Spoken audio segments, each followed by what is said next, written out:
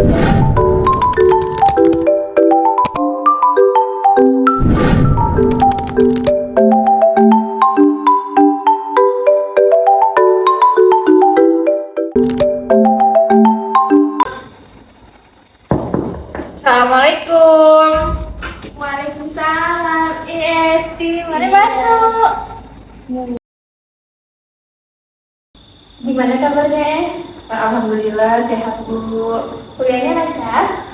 Sejauh ini sih lancar, cuma ada sedikit beberapa kendala gitu ya Bu. Makanya saya datang ke sini untuk berkonsultasi sama Ibu. Jadi dengan harapan dapat saran atas kejadian yang saya alami di kampus seperti itu Bu. Nanti boleh diskusikan ya. Udah makan tadi?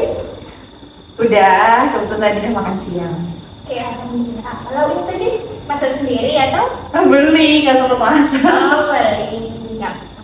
Biasanya masak sendiri. Beberapa kali. Tergantung mood ya. Tergantung mood, tergantung waktu gitu. Oke, sebelumnya Esti udah pernah melakukan konseling? Belum Bu. Berarti belum tahu ya pengertian konseling. Belum. Oke, menjelaskan ya.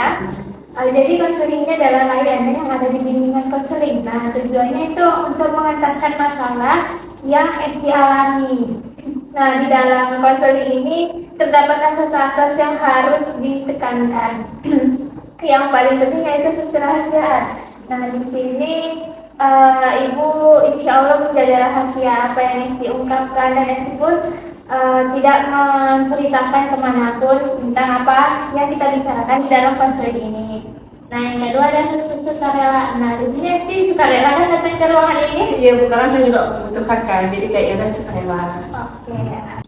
Oke, jadi boleh diceritakan Esti apa permasalahan yang Esti alami? Oke, jadi kemarin itu Bu waktu selesai sosialisasi tentang KKN, jadi kebetulan kemarin itu dapat keputusan dari PA saya kalau saya tuh nggak dibolehin KKN MBKM Bu. Jadi harus katanya KKN MBKM ini belum terlalu jelas beritanya, jadi kami disuruh reguler. Tapi saya tuh pengennya MBKM, tapi dari hal itulah Bu, saya kayak overthinking gitu, tidur saya terganggu, nggak fokus kuliahnya gitu Bu. Oh, jadi berarti bingung KKN MBKM atau reguler. Oke, kalau dari Estinya sendiri maunya KKN apa? Maunya KKN MBKM Bu, cuman karena beritanya belum jelas itulah disuruh ke reguler. Emang kalau Ibu boleh tahu apa perbedaan KKN MBKM sama reguler ini sih? Lebih ke SKS-nya sih Bu. Kalau yang MBKM kan lebih konteksnya lebih banyak, kalau yang reguler ini sedikit Bu, tapi malah disarankannya yang reguler. Dan sebenarnya tujuan MBKM itu supaya semester 5-nya lebih santai, seperti itu Bu. Tapi dosen PA-nya nggak mengizinkan ya? Alasan dosen PA-nya nggak mengizinkan kenapa ya? Karena beritanya simpang siur gitu Bu. Oh, belum jelas ya. Kalau dari teman-temannya Esti, kebanyakan pilih yang mana? Kebanyakan mereka pengen MBKM juga Bu, cuman emang kalau di prodi ini nggak mau bukan nggak mau, lebih mengajukan ke reguler gitu. Sedangkan kan itu ya namanya mahasiswa ya kan Bu, pengen cepet tamat ya dengan jalan itu Bu, pengen 10 SKS itu. Biar ke kampusnya juga jarang ya? Iya, seperti itu. Sebenarnya iya sih Bu, tapi ya itulah salah satu alasan juga pengen mengambil MBKM. Ini itu kayak melarang MBKM, apakah nggak ada benefit yang menguntungkan dia bagi dia? Itu sebenarnya melangkahkan Bu, karena mungkin satu beritanya masih simpang siur, terus katanya konversinya takutnya bingung, mata kuliah apa yang mau dikonversikan itu bingung juga dosennya tadi itu, kayak masih berantakan gitu beritanya Bu, gitu. Blunder seperti itu. Sampai sekarang masih begitu berita. Ya, belum ada lagi sosialisasi biar kali itu jumpa titik terangnya untuk dapat keputusan betul-betul tuh memang belum ada dari prodinya Bu gitu. Makanya kami yang kuat MBKM ini masih gimana gitu kalau pilih reguler. Oke, apakah sudah mencari informasi ke kakak tingkat sebelumnya yang sudah melakukan KKN di mana? Baru satu orang sih Bu. Kalau dari sebelumnya tuh kalau dulu tuh belum ditekankan kali MBKM, masih ya reguler sih. Mungkin prodi kali nyari aman kali ya Bu ya, atau apa gitu. Jadi karena gimana gitu. Iya sih, sudah mencoba mencari informasi ya. Sudah, tapi ya cuma satu orang. Jadi awalnya Esti ada bicara tentang masalah kakak ini bingung dan terbawa sampai susah tidur dan perkuliahannya terganggu ya. Nah kalau boleh tahu kenapa bisa menyebabkan sampai berusaha jam tidur ini? Sebenarnya saya juga bingung kan Bu, tapi memang itu yang terjadi gitu. Kayak kan maksudnya berita dilarang untuk ikut kuliah MBKM. Nah jadi tuh tiba-tiba kayak overthinking aja Bu, besok kuliah gak ada mata SKS, fokus ke pelajaran metopel. Jadi kayak rasa aduh terbebani gak sih gitu Bu. Jadi kayak tidur pun payah. Nah jadi dari tidur payah itu lah Bu, kayak misalkan jam tidur tuh saya mungkin dulu jam 10 tuh udah bisa tidur Bu. Ini enggak, kayak jam 12 tuh kayak memang overthinkingnya tuh kuat banget gitu. Kayak kan kalau KKN regulernya kan biasanya anggotanya tuh kalau tanya-tanya kakak itu kan bisa jadi sendiri ataupun takutnya ada sistem juga kan Bu gitu. Jadi beritanya tuh juga ada sempat beritanya tuh pakai sistem. Jadi kami juga kayak agak takut kan untuk sekelompok sama orang yang nggak dikenal, dapat daerah yang nggak sesuai. Jadi kayak aduh masuk banget kepikiran gitu. Jadi kayak tidur tuh kayak ini kakak ini gimana ya? Soalnya kakak ini kan termasuk berat kan Bu pakai SKS. Nah kalau ibu boleh tahu berapa tuh waktu lama kalau reguler berapa lamanya, MBKM berapa lamanya? Nah mungkin kalau untuk waktu itu sebenarnya sedikit Bu, apanya jaraknya cuman kalau KKN biasanya kalau KKN reguler ini cuman 40 hari, sedangkan yang MBKM itu 47 hari. Cuman beda 7 hari tapi beda SKS. Kalau yang reguler itu cuma dapat SKS. Kalau yang MBKM itu cuma 10 SKS Bu, jadi kan lumayan gitu.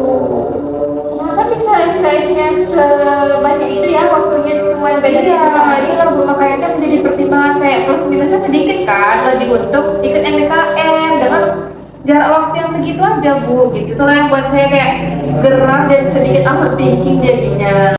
Nah, tadi saya mengatakan di awal ya kalau dosen PAS itu tidak mengizinkan ST itu ikut MBKM. Nah, mungkin bisa jadi faktor penyebabnya bahwasannya dosennya nggak mau rugi ya Kak? Iya Bu, mungkin karena namanya juga konversi SKS itu kan emang agak ribet ya kan Bu. Mungkin dosen tuh mempertimbangkannya di situ Bu, kayak kita aja belajar di kelas masih gimana gitu ya kan Bu, kalau kami sebagai mahasiswa nih mungkin itu yang menjadi pertimbangan dosen kali ya gitu ya. Nah itu dia nggak mau kalian ngomong aja tanpa dapat pembekalan. Iya Bu. Nah, apakah tadi kan sudah bilang konversi dari prodi ya? Iya. Nah, apakah dari konversi itu ST bawa ke lapangan mata kuliah yang dikonversi atau bagaimana? Kemungkinan iya Bu, sistem MBKM bakal dipelajari di lapangan KKN ya Bu. Berarti langsung belajar ke lapangan? Iya, tapi itulah Bu minusnya di teori. Nah, berarti Bu tarik kesimpulan bahwasannya yang ST ceritakan tadi ST kebingungan dalam berthinking mengenai KKN ini.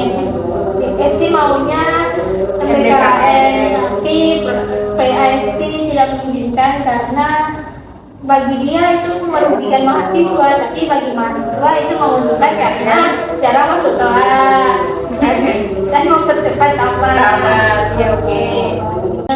Solusi apa yang bisa dilakukan untuk menanggulangi overthinking yang ST alami? Mungkin kalau untuk sekarang saya harus bersabar dulu sih Bu ya kan, untuk menenangkan pikiran yang ada. Terus mungkin saya juga harus menunggu keputusan pasti dari Bu ya untuk dari prodi maupun PA saya supaya beritanya lebih jelas gitu. Jadi biar overthinking ini juga berkurang, saya juga harus banyak-banyak menguatkan iman, sholat dan sebagainya supaya pikiran saya tenang kembali, tidur saya mulai teratur lagi dan makan saya juga teratur lagi. Oke, yang terpenting selalu meminta yang terbaik kepada Allah ya. Iya. Nah, berarti dapat Ibu simpulkan bahwa saran yang bisa ST terapkan yaitu bersabar, berdoa, mencari informasi dan menunggu informasi secara pasti ya ST. Iya. Nah, kira-kira apakah ST bisa menerapkan ini? Semoga bisa Bu. Semoga bisa ya, diusahakan ya ST. Terima kasih Bu. Oke, baik. Nah, kira-kira kapan kita ini bisa bertemu lagi untuk melihat perkembangan yang sudah ST lakukan? Sepertinya 2 minggu lagi sih sepertinya Bu. 2 minggu lagi ya. Iya.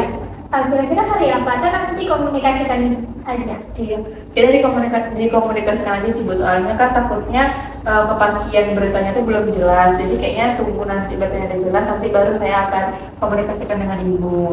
Oke, baik. Berarti 2 minggu lagi ya. Iya Bu. Oke, baik. Sekarang kita sudah di penghujung dan hampir selesai proses konseling ini. Apakah sih bisa menyimpulkan apa yang sudah kita bicarakan pada kegiatan ini? Yang pastinya kita hari ini ngelakuin konseling, terus saya juga bercerita kepada Ibu tentang masalah yang saya hadapi, seperti awal mulanya itu kayaknya gara-gara KKN, terus berlanjut ke overthinking, jadi susah tidur, pola makannya berantakan, kuliah terganggu, dan juga tadi ada beberapa masukan dan saran yang kita lakuin bersama-sama seperti itu Bu. Ibu ingin bertanya nih, nah kira-kira gimana nih perasaannya sih setelah menceritakan permasalahan?